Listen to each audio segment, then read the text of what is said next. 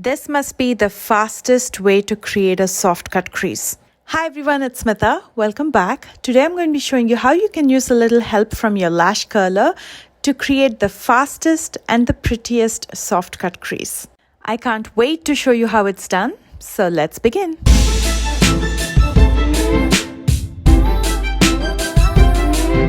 Because many of you requested, I'm going to be using the Rosé in the Air palette. This is by Wet n Wild and one of my favorite drugstore palettes. And the lash curler that I'm going to be using is again from the drugstore. It's Sally Hansen. Let's work on the brows first. Using the Laura Mercier brow gel, I'm going to brush my brow hair upwards so I can work on the bottom part. And then I'm going to place my lash curler exactly where my arch is.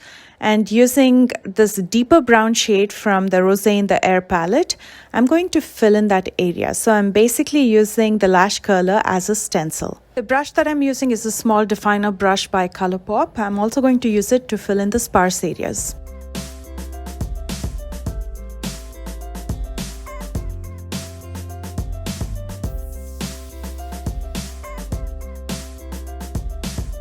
That's pretty much it with the brows. And now with the Milani concealer, this is in the shade 145, I'm going to clean up underneath the brows and also use it on my lid as a primer.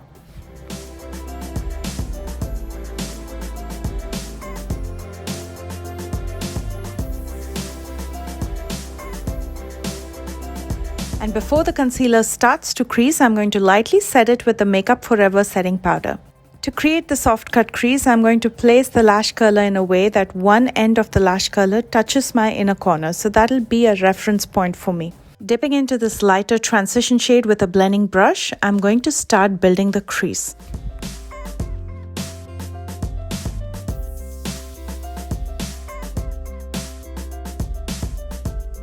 Now that looks good. I'm going to extend it just a little bit in the outer corner and join that to my lash line. And that makes your lid space look so much bigger, especially if you have hooded eyes like me. I'm going to deepen the crease further, so I'm going to place the lash curler again at my crease. Again, the reference point is one end of the curler is touching my inner corner. Using this deeper brown shade with a small definer brush by Colourpop, I'm going to deepen the crease.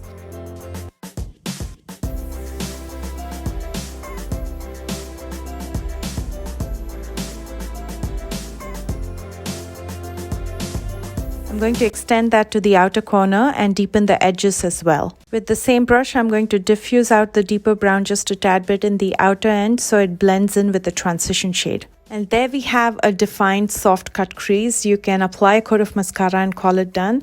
I just want to take it one notch up, so I'm going to be using the deeper shade of brown in my lower lash line as well. To make the lid space more prominent, I'm going to dip into this lighter bone shade and I'm going to use it all over my lid. Keep in mind, lighter shades bring things forward and make them appear bigger, and deeper shades push things back and make them appear smaller.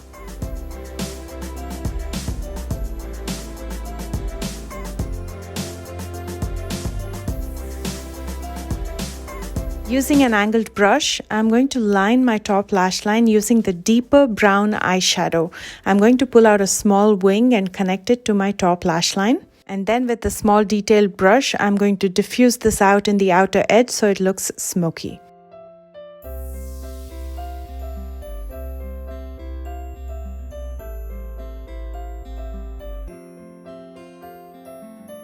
I'm wearing a green outfit today, so I feel the green. I'm going to be using the Makeup Forever Aqua Resist pencil in Forest, which is a dark green shade in my lower waterline. These pencils are super pigmented, waterproof and smudge proof.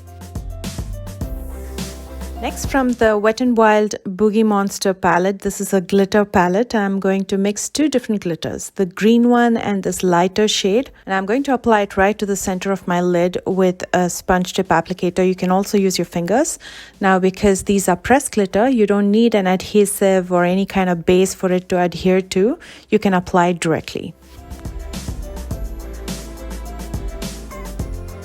That looks super delicate and pretty, and now I'm going to finish up with a coat of mascara, but before that I'm curling my lashes. And for mascara, I'm going to be using the Wet n Wild Bayside Cheerleading Mascara.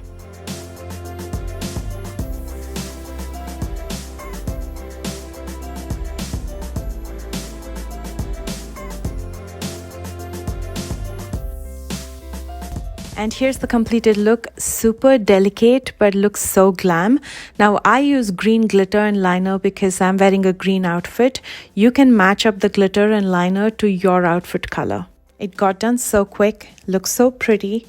And the biggest advantage of using a lash curler is because we have that reference point. For me, it was the inner corner.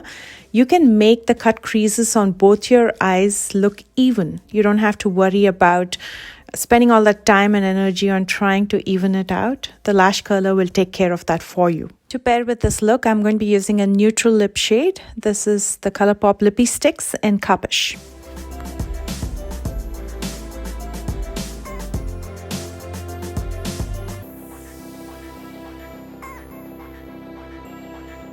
And over that, I'm using the Makeup Revolution e.l.f. Candy Cane Lip Gloss.